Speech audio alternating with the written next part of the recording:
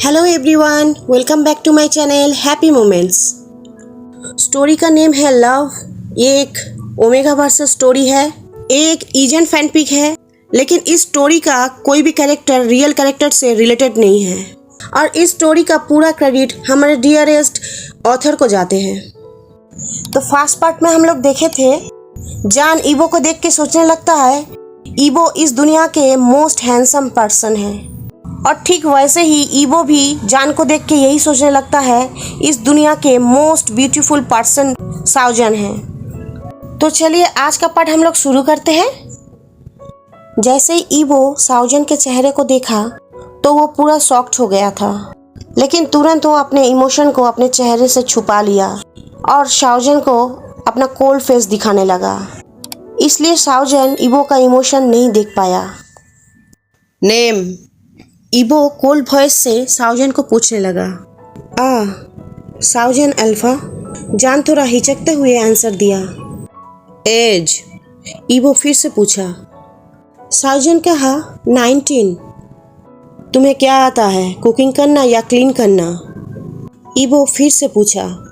साउजन answer दिया, मुझे दोनों ही करना आता है अल्फा। Follow me. ईवो दूसरा कोई क्वेश्चन ना करते हुए चलने लगा और साउजन भी जैसा ईवो कहा था वैसे ही उसे फॉलो करने लगा। जान जैसे ही पैक हाउस के अंदर गया उसका मुंह खुला का खुला रह गया। वो पहले कभी भी पैक हाउस को अंदर से नहीं देखा था। पैक हाउस बहुत ही ज़्यादा ब्यूटीफुल और बिग था।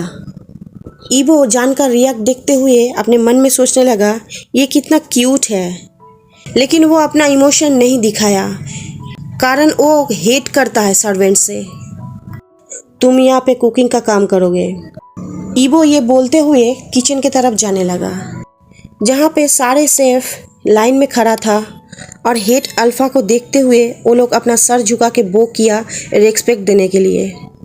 ये जान है यहाँ पर का नया कुक। अगर किसी को कोई प्रॉब्लम है और ये अगर कुछ गलत करेगा तो सीधा मेरे पास आना। सब लोग समझ गए? लाउड वॉइस में ईवो सबसे ये कहा, जो सुन के जान थोड़ा डर गया था और वो सीधा जंप कर गया। एक्चुअली ईवो के ब्रदर हाईक्यून सर्वेंट और सोल्जर के प्रॉब्लम को संभालते हैं, लेकिन ईवो खुद से ऐसा क्यों कर रहा है उसे खुद भी नहीं समझ में आ रहा था। अपना स्पीच ख़त्म करने के बाद ईवो वहाँ से चला गया और जान वहाँ पे ही खड़ा रहा। जान सोचने लगा मुझे अभी क्या करना चाहिए, खुद को इंट्रोड्यूस करना चाहिए सबसे या ऐसे ही खड़े होकर ब्लश करना चाहिए। तो वो पहला ऑप्शन चुना। तो वो इसलिए स्माइल के साथ सर झुका के सबको बो किया और कहा, हेलो आई एम साउजन। मैं आशा करता हूँ आप लोगों के साथ मैं अच्छे से काम कर पाऊँगा। ऐसा लग रहा था उसका स्कूल का पहला दिन है और वो नर्वसली खुद को इंट्रोड्यूस करा रहा था, लेकिन सब लोग उसको देखते ही सरप्राइज हो गया। जान बहुत ज़्यादा ब्यूटीफुल था। वेलकम जान, मैं जोई हूँ, हेड शेफ। मैं आशा करती हूँ तुमको अच्छे से खाना बनाना आता होगा, जबकि ये बहुत ज़्यादा मुश्किल है। एक खूबसूरत सी लड़की ये बोलने लगी। चिंता मत करो, मैं अपना बेस्ट ट्राई करूँगा। जान ये कॉन्फिडेंसली कहने लगा, क्योंकि उसे पता है कि वो बहुत अच्छा खाना बनाता है। ओके, वैसे तो ब्रेकफास्ट ऑलमोस्ट रेडी हो ही चुका है, सिर्फ कॉन्जी बनना बाकी है, तो तुम इसे बनाना चाहोगे? वो प्रीटी लेडी जान से पूछी। कॉन्जी शायद पोरेज होगा फ्रेंड्स, जान ऑफकोर्स कहा और 15 मिनट में कॉन्जी बना दिया। सारा ब्रेकफास्ट रेडी हो गया। सारे पैक मेंबर्स एक साथ ब्रेकफास्ट किया, लेकिन ईवो अपने ऑफिस में अकेले ब्रेकफास्ट किया, लेकिन सब एक ही ब्रेकफास्ट किया। सर्वेंट लोग जब ब्रेकफास्ट बनाना ख़त्म कर लिया तो वो लोग अपना अपना ब्रेकफास्ट निकाल के ब्रेकफास्ट करने लगा। जोई जान के बनाया हुआ कॉन्जी को टेस्ट किया और वो पूरा सरप्राइज थी।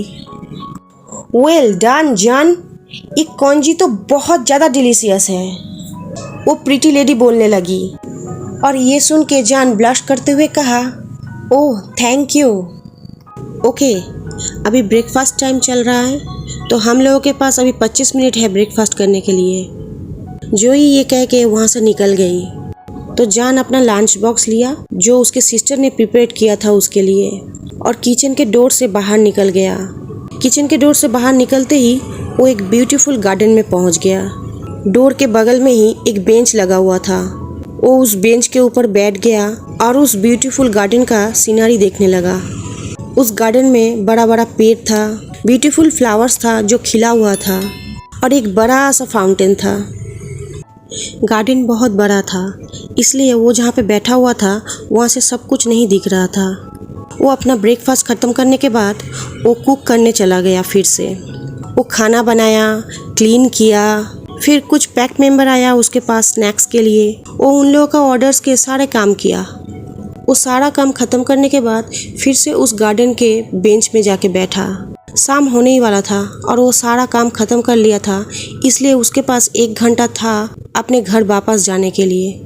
और किचन में बहुत सारा लोग था, इसलिए वो अकेले में उस गार्डन में बैठा हुआ था। लेकिन वो गार्डन के बेंच में बैठा हुआ था, तभी वो किसी के रोने का आवाज़ सुना। वो तुरंत उस आवाज़ को फॉलो किया। हेलो, जान ने आवाज़ लगाया और रोने का आवाज़ सुना तो वो नज़दीक जाके देखा एक छोटी बच्ची अपने घुटनों में बैठ के रो रही है। हेलो प्रिंसेस, क्या हुआ है, तुम क्यों रो रहे हो?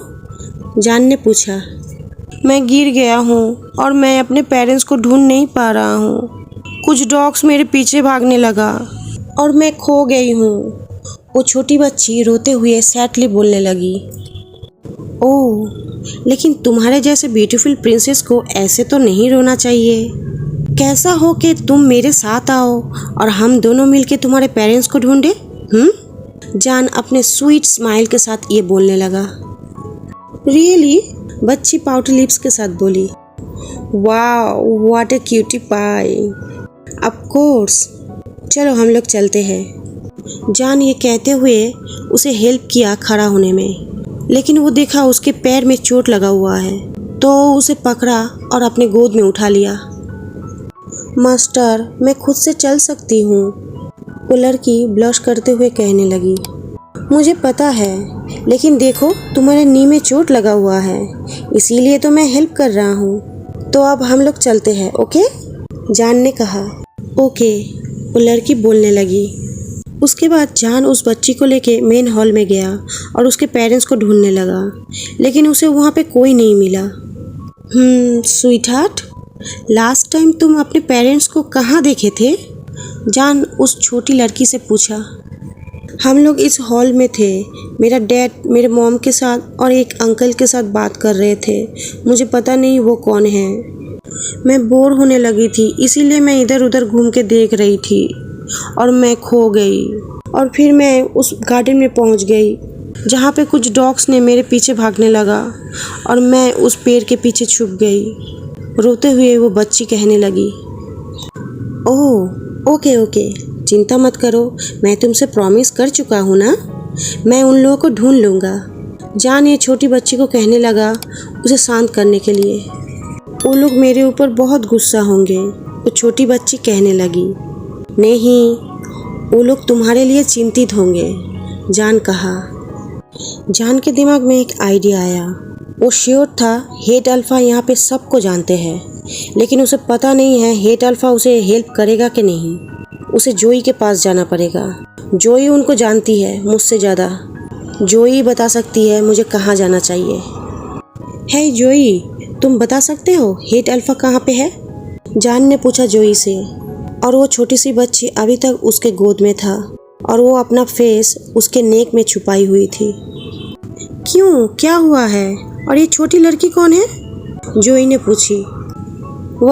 मैं गार्डन के बेंच पे बैठा हुआ था, मुझे वहाँ पे ये छोटी बच्ची मिली जो कि खो गई है।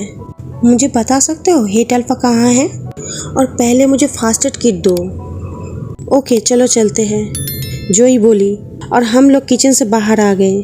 जोई पहले मेरे हाथ में फास्ट एड किट का बॉक्स दिया और कहने लगी, जान बच्ची को मेरे पास दो। नहीं, मुझे नहीं जाना, मैं इस हैंडसम हीरो के पास रहना चाहती हूँ, वो छोटी बच्ची ये बोलने लगी। और ये सुन के जान हंसते हुए सोचने लगा, what a nice little baby. Okay, ये ठीक है, मैं ये कर लूँगा, जान ने कहा।